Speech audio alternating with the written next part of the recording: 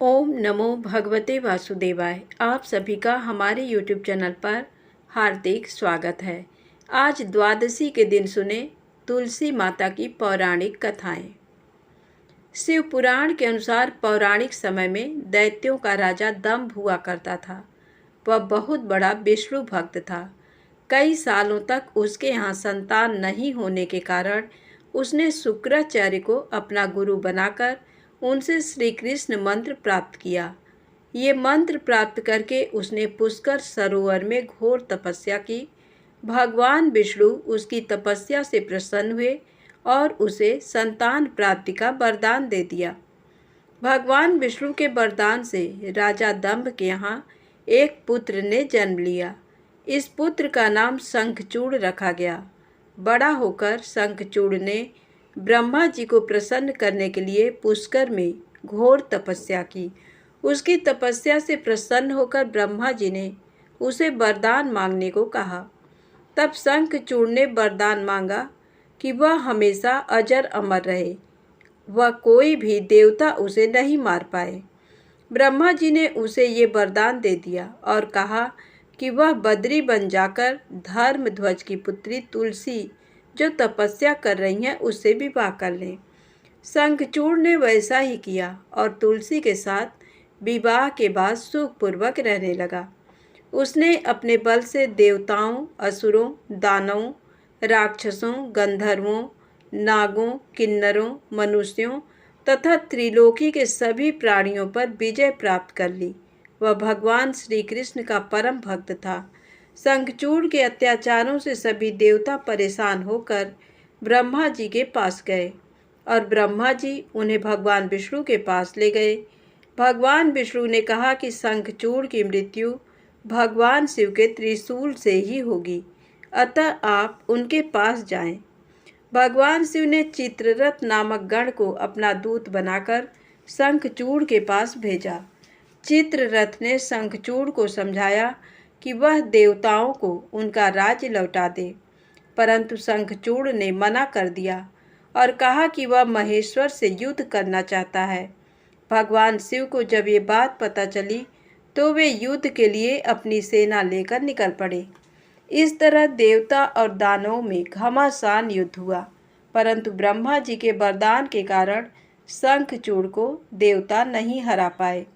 भगवान शिव ने शंखचूड़ का वध करने के लिए जैसे ही अपना त्रिशूल उठाया, तभी आकाशवाणी हुई कि जब तक शंखचूड़ के हाथ में श्री हरि का कवच है और इसकी पत्नी का सतीत्व अखंडित है, तब तक इसका वध असंभव है। आकाशवाणी सुनकर भगवान विष्णु वृद्ध ब्राह्मण का रूप धारण कर शंखचूड़ के पास गए और उससे श्री हरि कवच दान में मांग लिया। शंखचूड़ ने वह कवच बिना किसी संकोच के दान कर दिया। इसके बाद भगवान विष्णु शंखचूड़ का रूप बनाकर तुलसी के पास गए। शंखचूड़ रूपी भगवान विष्णु ने तुलसी के महल के द्वार पर जाकर अपनी विजय होने की सूचना दी। ये सुनकर तुलसी बहुत प्रसन्न हुई और पति रूप में आए भगवान का पूजन किया व रमण किया। ऐसा करते ही तुलसी का सतीत्व खंडित हो गया और भगवान शिव ने युद्ध में अपने त्रिशूल से शंखचूड़ का वध कर दिया। तब तुलसी को जब पता चला कि वे उनके पति नहीं हैं, बल्कि वे तो भगवान विष्णु हैं, क्रोध में आकर तुलसी ने कहा कि आपने छलपूर्वक मेरा धर्म भ्रष्ट किया है और मेरे पति को मार डाला, अतः मैं आपको श्राप देती हूँ कि आप पाषाण होकर धरती पर रहें। तब भगवान विष्णु ने कहा, देवी, तुम मेरे लिए भारतवर्ष में रहकर बहुत दिनों तक तपस्या कर चुकी हो। तुम्हारा ये शरीर नदी रूप में बदलकर गंडकी नामक नदी के रूप में प्रसिद्ध होगा। तुम पुष्पों में श्रेष्ठ तुलसी का वृक्ष बन जाओगी और सदा मेरे साथ रहोगी। तुम्हारे श्राप को सत्य करने के लिए मैं पाषाण शालिग्राम बनकर रहूँगा। गंडकी नदी के तट पर मेरा वास होगा। प्रेम से बोले तुलसी माता की जय हो। अब आइए सुने राजा अम्बरीश की कहानी। राजा अम्बरीश राजा नाभाग के पुत्र थे। वह 7 द्वीपों के राजा थे। वह बहुत ही ब्रह्मज्ञानी और विष्णु भक्त थे। वह भगवान विष्णु की कथाएं सुनते और मंदिरों में दर्शन करने जाते। विष्णु भक्ति के आगे वह घर, स्त्री, पुत्र, धन धान्य सब कुछ तुच्छ समझते थे। एक बार भगवान विष्णु को प्रसन्न करने के लिए उन्होंने साल भर पत्नी सहित एकादशी का व्रत रखा। कार्तिक मास में व्रत जब समाप्त हुआ तो उन्होंने 3 दिनों तक उपवास किया।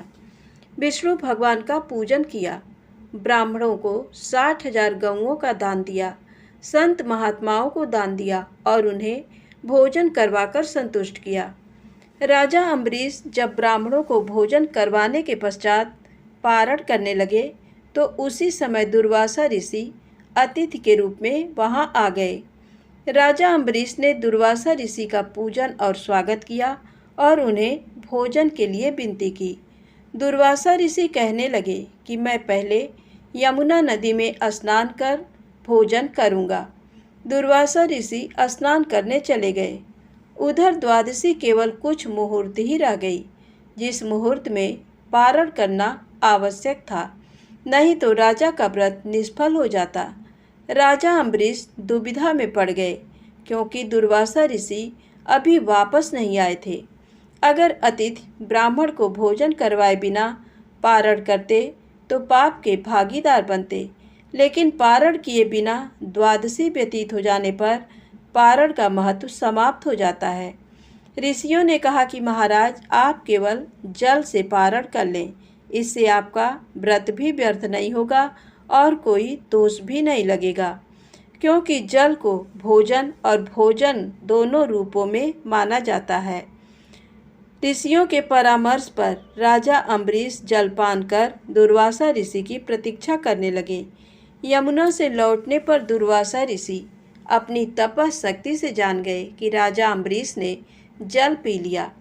राजा अम्बरीश पर क्रोधित होते हुए दुर्वासा ऋषि कहने लगे कि तुमने धर्म का उल्लंघन किया है। राजन, तू लक्ष्मी और धन वैभव में अंधा हो गया है। तुमने मुझे भोजन का निमंत्रण दिया और घर आए अतिथि को भोजन कराए बिना स्वयं भोजन कर लिया। इस कुकर्म का फल तुझे जरूर भोगना पड़ेगा। दुर्वासा ऋषि ने अपने जटा को उखाड़कर उससे कालाग्नि के समान कृत्या को बनाया, जो राजा की ओर दौड़ी। राजा अपने स्थान से तिल भर भी नहीं हटे। उसी क्षण भगवान विष्णु ने अपने भक्त की रक्षा के लिए अपना सुदर्शन चक्र भेजा, जिससे कृत्या को उसी क्षण जला दिया और सुदर्शन चक्र फिर दुर्वासा ऋषि की ओर मुड़ गया। दुर्वासा ऋषि जान बचाने के लिए भागे, लेकिन जहाँ भी दुर्वासा ऋषि जाते चक्कर उनका पीछा करता रहा। ब्रह्मा जी की शरण में गए तो ब्रह्मा जी कहने लगे कि विष्णु जी के तेज से मैं आपको नहीं बचा सकता।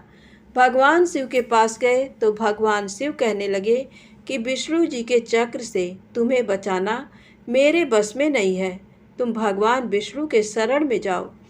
दुर्वासा ऋषि बैकुंठ धाम में गए। भगवान विष्णु के चरणों में वंदना कर कहने लगे कि हे साधुओं पर कृपा करने वाले प्रभु, मुझ अपराधी की रक्षा करें।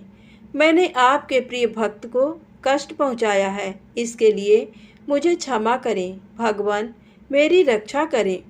भगवान विष्णु कहने लगे, तुमने वास्तविकता जानते हुए भी मेरे भक्त को कष्ट पहुंचाया है। मेरे भक्त मुझे बहुत प्रिय हैं। तुम्हारी रक्षा का एक ही उपाय है, तुम राजा अम्बरीश से क्षमा मांगो। यदि वह तुम्हें क्षमा कर दें तो समझो तुम्हारी रक्षा हो गई। वह बहुत दयालु हैं और धार्मिक राजा हैं, वह तुम्हें जरूर क्षमा कर देंगे। दुर्वासा ऋषि राजा अम्बरीश के पास पहुंचकर उनसे क्षमा मांगने लगे। आपके अपमान के कारण भगवान विष्णु का सुदर्शन चक्र मुझे जला रहा है। राजा अम्बरीश जी के पैरों में गिर गए। उन्हें दुख में देखकर राजा अम्बरीश को बहुत दुख हुआ। भगवान विष्णु के सुदर्शन चक्र को शांत करने के लिए राजा अम्बरीश ने स्तुति की। स्तुति सुनकर सुदर्शन चक्र शांत हो गए और वापस लौट गए। दुर्वासा ऋषि भी सुदर्शन चक्र के ताप से मुक्त होकर सुखी हो गए। दुर्वासा ऋषि ने राजा को आशीर्वाद दिया और कहने लगे, आप धर्मात्मा और दयालु हैं। आपने मेरी दुष्टता को भुलाकर मेरी रक्षा की। दुर्वासा ऋषि को सुदर्शन चक्र के भय से मुक्ति में 1 वर्ष व्यतीत हो गया, लेकिन राजा अम्बरीश दुर्वासा ऋषि की प्रतीक्षा में 1 वर्ष तक केवल जल ही पीकर रहे। सुदर्शन चक्र से मुक्ति के पश्चात उन्होंने दुर्वासा ऋषि को भोजन करवाकर तृप्त किया और दुर्वासा ऋषि की आज्ञा के बाद उन्होंने फिर भोजन किया। उसके पश्चात दुर्वासा ऋषि अपने लोक चले गए। राजा भक्ति के साथ राज्य करने लगे। राजा अम्बरीश के इस प्रसंग को सुनने पढ़ने से भगवान विष्णु की कृपा प्राप्त होती है। प्रेम से बोले विष्णु भगवान की जय हो। अब आइए सुने भगवान सालग्राम की कृपा की कहानी। केरल में एक सुधार्मिक नामक राजा था। उसी के पुत्र भक्त चंद्रहास जी हुए। जन्म के थोड़े दिन बाद ही इनके पिता संग्राम में वीर गति को प्राप्त हो गए और माता सती हो गईं। शासन शत्रुओं के हाथ में चला गया। तब धाय माँ चंद्रहास को लेकर कुंतलपुर चली गईं और वहाँ के मंत्री धृष्ट बुद्धि के यहाँ रहने लगी तथा चंद्रहास को अपना बालक बताकर उसका पालन पोषण करने लगी। चंद्रहास अभी 5 ही वर्ष के हुए थे कि धाय माँ का भी स्वर्गवास हो गया। अब वे अनाथ हो गए। चंद्रहास अपने समान अवस्था वाले बालकों के साथ भक्ति रसवर्धक खेल खेला करते थे। एक दिन कृपालु श्री नारद जी ने आकर दर्शन दिया और 1 सालग्राम की छोटी सी मूर्ति समेत भगवान नाम का उपदेश दिया। चंद्रहास जी नित्य उसकी पूजा करके उसे मुख में रख लेते थे। एक दिन धृष्ट बुद्धि के यहाँ ब्राह्मण भोज हुआ। संयोगवश चंद्रहास जी वहीं खेल रहे थे जहाँ ब्राह्मणों में प्रधान विद्वान बैठे थे। उस समय धृष्ट बुद्धि ने वहाँ आकर पूछा कि मेरी कन्या का कैसा भाग्य है, इसे कैसा पति प्राप्त होगा। तब वे सब चंद्रहास की ओर संकेत करके बोल उठे कि यही तेरी कन्या का पति होना चाहिए। दासी पुत्र मेरी कन्या का पति होगा, ये जानकर वह लज्जा से घुल गया। धृष्ट बुद्धि बड़े सोच विचार में पड़ गया कि यदि ऐसा हुआ तो मेरी बड़ी अपकीर्ति होगी। इसलिए अब यही विचार ठीक है कि इस लड़के को मरवा डाला जाए। ऐसा निश्चय करके उसने बधिकों को बुलाकर कहा कि इसे मार डालो। धृष्ट बुद्धि की आज्ञा से बधिक लोग चंद्रहास को दूर निर्जन वन में ले गए और कहने लगे, हम तुम्हें मारेंगे, बताओ अब तुम्हारा रक्षक कौन है। चंद्रहास ने कहा कि मैं तुमसे केवल एक बात मांगता हूँ कि तुम लोग थोड़ी देर रुको, जब मैं कहूँ तब मुझ पर हथियार चलाना। बधिकों ने बात मान ली। चंद्रहास ने अपने मुंह से एक गोल सालग्राम की मूर्ति को निकालकर वन के पत्र पुष्पों से उसकी प्रेम पूर्वक सेवा की। मूर्ति को पुनः मुख में रखकर ध्यान में तल्लीन हो गए। प्रभु की छवि को हृदय में धारण कर नेत्रों के इशारे से बधिकों को मार डालने की आज्ञा दे दी। बधिक मूर्छित होकर गिर पड़े। थोड़ी देर बाद वे सावधान हुए। उनके हृदय में दया आ गई। चंद्रहास के बाएं पैर में 6 अंगुलियां थीं, जो एक दोष था। बधिकों ने 6ठी अंगुली धृष्ट बुद्धि को दिखाने के लिए काट ली, जो कि अच्छा ही हुआ। बधिकों ने जाकर कटी अंगुली धृष्ट बुद्धि को दिखाकर कहा कि हमने उसे मार डाला। उसने भी अंगुली पहचानकर उनकी बात को सत्य मान लिया। कुंतलपुर के राजा के राज्य में एक छोटा राज और था, जिसकी राजधानी चंदनावती नगरी थी। वहाँ का राजा कुलिंद कुंतलपुर के राजा को प्रतिवर्ष कर देता था। वह सब प्रकार के सुखों और संपत्तियों से संपन्न था, पर उसके कोई पुत्र नहीं था। वह उसी जंगल से होकर निकला और उस चंद्रहास को देखकर अति प्रसन्न हुआ, क्योंकि जिस पक्षी की छाया पड़ने से मनुष्य चक्रवर्ती सम्राट हो जाता है, उसी पक्षी ने अपने पक्ष से छाया कर रखी थी और हिरनियाँ चारों ओर से उसे घेरे खड़ी थी। चंदनावती के राजा कुलिंद ने निसंकोच दौड़कर बालक को गोद में उठा लिया और घर लाकर पुत्र जन्म के समान आनंद मंगल मनाया।